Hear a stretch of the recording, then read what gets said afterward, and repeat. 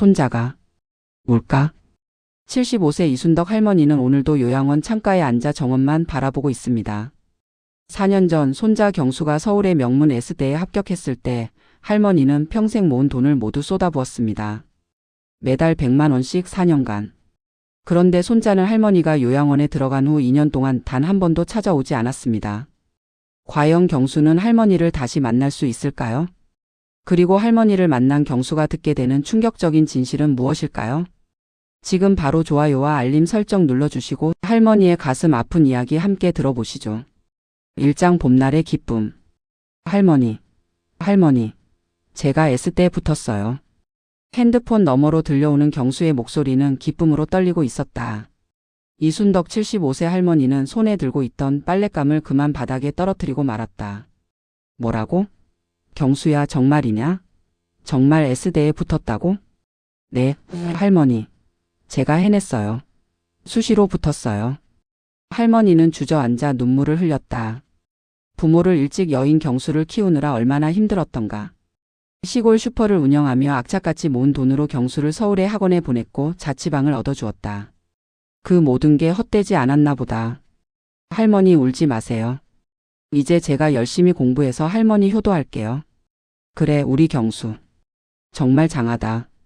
할머니가 얼마나 기다렸는지 아니. 전화를 끊은 할머니는 곧바로 슈퍼 옆 부동산으로 달려갔다. 30년 전 남편이 남기고 간 밭한떼기를 팔기로 했다. 경수의 대학 등록금을 마련하기 위해서였다.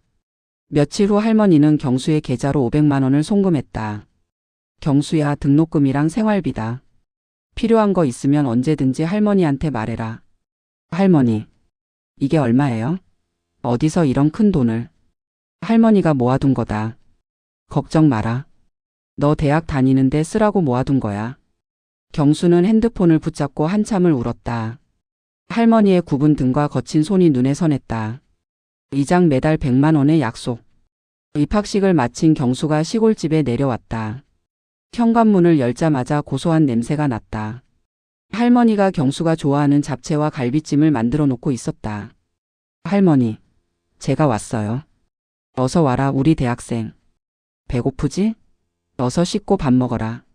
식사를 마친 후 할머니는 경수의 손을 꼭 잡았다. 경수야, 할머니가 결정한 게 있다. 네, 할머니? 너한테 매달 100만 원씩 보내줄게. 그러니까 알바 같은 거 하지 말고 공부에만 전념해라. 할머니, 그게 무슨 말씀이세요? 매달 100만 원이요? 안 돼요. 할머니, 그 돈 어떻게 마련하시려고? 할머니 슈퍼에서 나오는 돈이랑 할머니가 모아둔 게 있어. 걱정하지 마라. 너만 공부 열심히 하면 돼. 사실 할머니의 슈퍼 수입은 한 달에 150만 원 정도였다. 거기서 생활비를 빼면 남는 게 별로 없었다. 하지만 할머니는 자신의 식비를 줄이고 옷도 사지 않으며 전기세까지 아껴가며 경수에게 보낼 돈을 마련하기로 했다.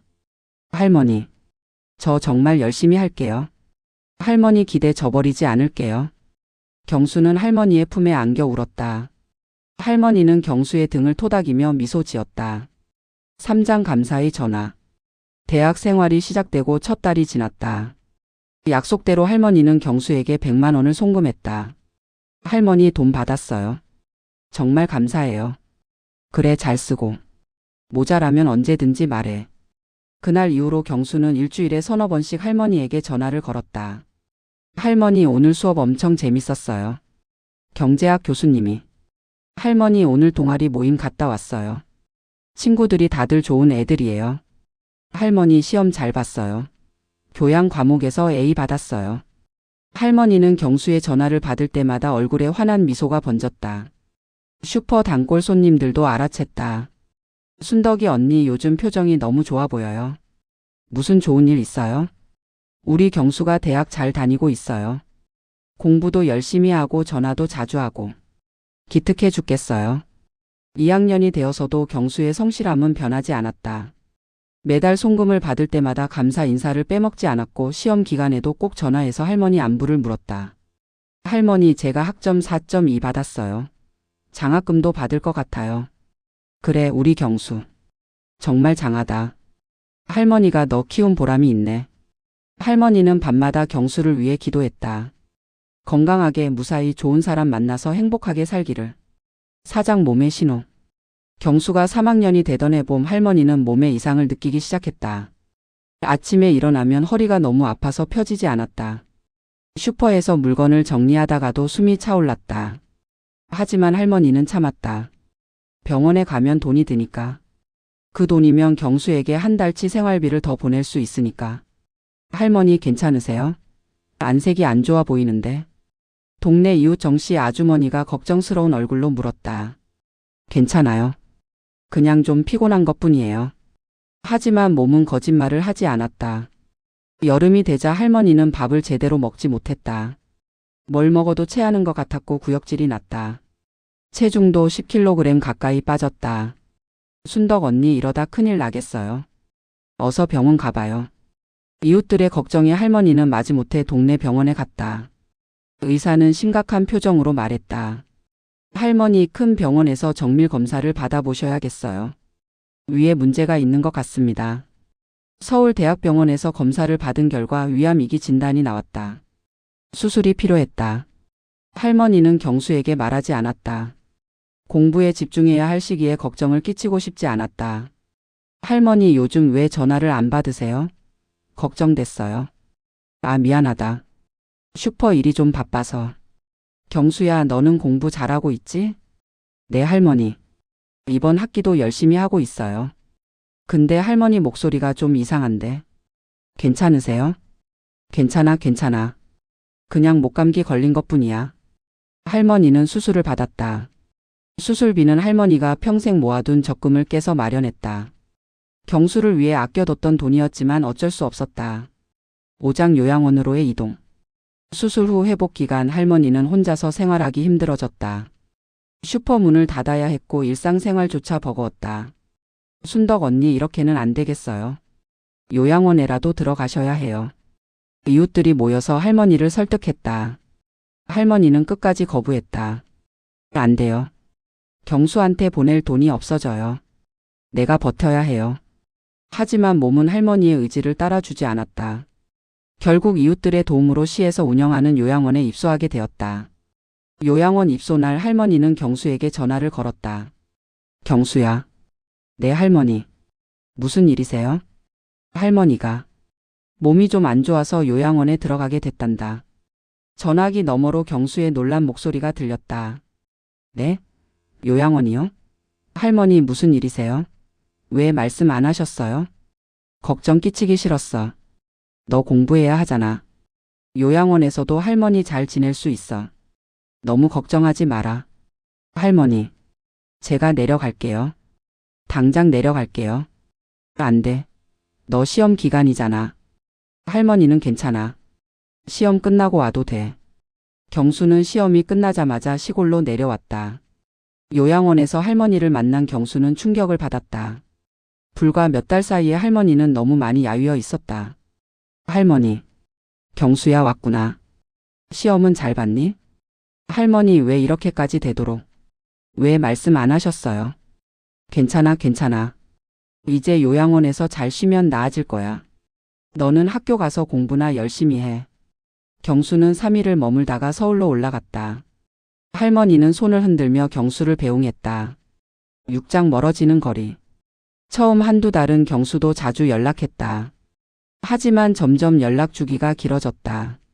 일주일에 서너 번이던 전화는 일주일에 한 번이 되었고 한 달에 두세 번이 되었고 나중에는 2달에 한 번꼴이 되었다. 할머니가 전화를 걸면 받지 않았다. 여보세요 경수야? 아 할머니. 지금 도서관이에요. 시험 기간이라. 그래 그럼 시험 끝나고 전화해라. 하지만 경수는 전화하지 않았다. 다시 할머니가 전화를 걸면 할머니 죄송해요. 지금 취업 준비 중이라 정신이 없어요. 나중에 제가 전화할게요. 그렇게 연락은 점점 뜸해졌다. 할머니는 매일 창가에 앉아 경수를 기다렸다. 요양원 창문은 정원이 내려다 보였는데 할머니는 그 창가가 좋았다. 언젠가 경수가 그 정원길을 걸어올 것만 같았다. 이순덕 할머니 식사 시간이에요. 간호사 김윤지가 다가와 말했다. 윤지야 오늘도 경수한테서 연락 안 왔니? 아직 연락 없으시네요. 할머니 식사하러 가시죠. 경수가 바쁜가 봐. 대학생이 바쁘지 뭐. 할머니는 자리에서 일어나면서도 핸드폰을 꼭 쥐고 있었다. 실장 창가의 일상. 요양원 생활 1년이 지났다. 할머니의 하루는 단조로웠다. 아침 7시에 기상해서 식사를 하고 오전에는 간단한 운동을 하고 점심을 먹고 오후에는 창가에 앉아 있었다. 할머니 오늘도 창가에 앉아 계세요? 요양보호사 박영숙이 물었다. 응. 여기가 편해서. 손자분 기다리시는 거예요?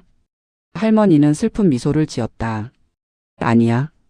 그냥 창밖 보는 게 좋아서. 하지만 모두 알고 있었다. 할머니가 경수를 기다리고 있다는 것을. 다른 요양원 어르신들에게는 자식들이 일주일에 한 번씩은 찾아왔다. 어떤 분은 며느리가 매일 와서 과일을 깎아드리기도 했다.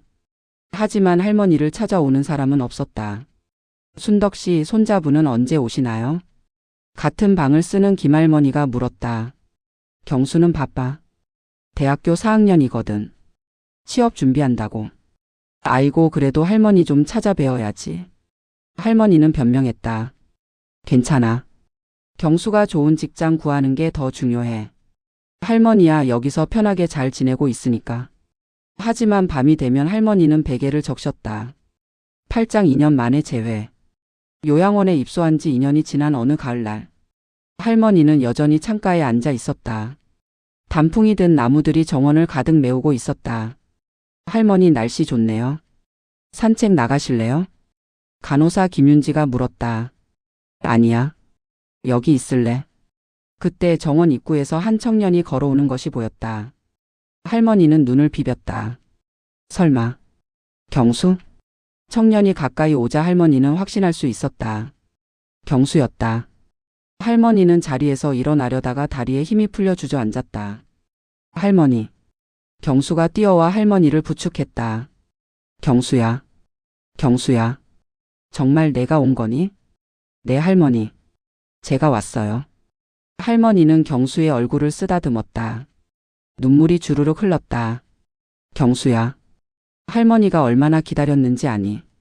경수는 할머니를 모시고 방으로 갔다. 침대에 앉은 할머니는 계속 경수의 손을 놓지 않았다. 경수야, 취업은 했니? 공부는 잘하고 있고? 할머니. 경수는 말을 잇지 못했다. 사실 경수는 벌써 졸업을 했다. 대기업에 취직도 했다. 초봉이 5천만 원이 넘는 좋은 회사였다. 하지만 바쁘다는 핑계로 회사 적응한다는 핑계로 할머니를 찾아뵙지 못했다. 아니 찾아뵙지 않았다. 구장 눈물의 깨달음. 경수가 잠깐 화장실에 간 사이 간호사 김윤지가 다가왔다. 경수 씨 잠깐 얘기 좀 할 수 있을까요? 네, 무슨 일이세요? 복도로 나온 경수에게 김윤지는 조용히 말했다. 할머니가 하루 종일 창밖만 보고 계세요. 네? 처음 입소하셨을 때부터 지금까지. 매일 아침부터 저녁까지 저 창가에 앉아서 정원만 바라보세요. 손자분 오시기만 기다리시면서. 식사 시간에도 핸드폰을 꼭 쥐고 계시고요. 혹시 연락이 올까봐. 다른 분들이 가족 방문 받을 때도 할머니는 혼자 창가에 앉아 계시고. 김윤지의 말이 이어질수록 경수의 얼굴은 창백해졌다. 한 번은 밤에 제가 순찰을 도는데 할머니가 창가에서 우시더라고요. 경수야, 할머니 보고 싶지도 않니? 라고 혼잣말 하시면서. 그만 말씀해 주세요. 경수는 벽에 기대서서 고개를 떨어뜨렸다. 눈물이 와르르 쏟아졌다. 할머니. 경수는 무릎을 꿇고 주저앉았다. 자신이 얼마나 이기적이었는지 얼마나 매정했는지 깨달았다. 할머니는 평생 모은 돈을, 밭을 팔아서 번 돈을, 슈퍼에서 악착같이 모은 돈을 자신에게 아낌없이 주셨다. 매달 100만 원씩 4년 동안. 거의 5천만 원이 넘는 돈을 보내주셨다. 할머니는 제대로 먹지도 입지도 않으시면서. 그리고 자신은? 졸업하고 취직했으면서도 돈을 벌게 되었으면서도 한 번도 할머니를 찾아뵙지 않았다. 바쁘다는 핑계로 나중에 보자는 핑계로. 제가 얼마나 나쁜 놈이에요. 경수는 한참을 울다가 눈물을 닦고 할머니 방으로 돌아갔다. 할머니는 여전히 미소를 띠고 경수를 기다리고 있었다. 경수야, 어디 갔다 오니? 할머니. 경수는 할머니 앞에 무릎을 꿇었다. 할머니, 제가 잘못했어요. 제가 몰랐어요. 할머니가 이렇게 절 기다리고 계신 줄. 제가 정말 최악의 손자예요. 경수야, 무슨 소리니? 할머니 용서해 주세요. 제가 너무 바보였어요. 제가 이제 자주 찾아올게요. 매주 찾아올게요. 아니, 주말마다 와서 할머니랑 같이 산책도 하고 밥도 먹고. 할머니는 경수의 머리를 쓰다듬었다. 괜찮아, 경수야. 내가 잘 되는 게 할머니는 제일 기쁘단다. 할머니가 너 키운 보람이 있구나. 할머니, 너 좋은 회사 다닌다며? 할머니가 얼마나 자랑스러운지 몰라. 경수는 할머니를 꼭 껴안았다. 할머니 사랑해요. 정말 사랑해요. 이제 제가 할머니 모실게요. 이제는 제가 할머니께 보답할게요. 창밖으로 석양이 지고 있었다. 할머니와 경수는 그렇게 한참을 껴안고 있었다. 김윤지는 복도에서 그 모습을 보며 눈시울을 붉혔다. 그래. 이제라도 오셨으니 다행이네요. 그날 이후 경수는 약속대로 매주 할머니를 찾아왔다. 할머니는 더 이상 창가에서 하루 종일 기다리지 않았다. 경수가 올 것을 알았으니까. 하지만 경수는 알고 있었다. 이 시간을 절대 당연하게 여겨서는 안 된다는 것을. 할머니와 함께할 수 있는 시간이 얼마나 소중한지. 그리고 그 2년이라는 시간, 자신이 할머니를 얼마나 외롭게 만들었는지. 경수는 다짐했다. 남은 시간 할머니께 최선을 다하겠다고. 경수는 그날 이후 매주 할머니를 찾아왔습니다. 더 이상 할머니는 창가에서 하루 종일 기다리지 않아도 되었습니다. 하지만 경수는 알고 있습니다. 그 2년이라는 시간 동안 자신이 할머니를 얼마나 외롭게 만들었는지. 할머니가 하루 종일 창밖만 보고 계세요. 손잡은 오시기만 기다리시면서. 그 말을 평생 잊지 못할 것입니다. 여러분은 이 이야기를 보고 어떤 생각이 드셨나요? 경수의 행동이 이해가 되시나요? 아니면 너무 매정했다고 생각하시나요? 또 만약 여러분이 경수였다면 어떻게 하셨을까요? 댓글로 여러분의 생각을 들려주세요. 여러분의 소중한 의견 하나하나 모두 읽어보겠습니다.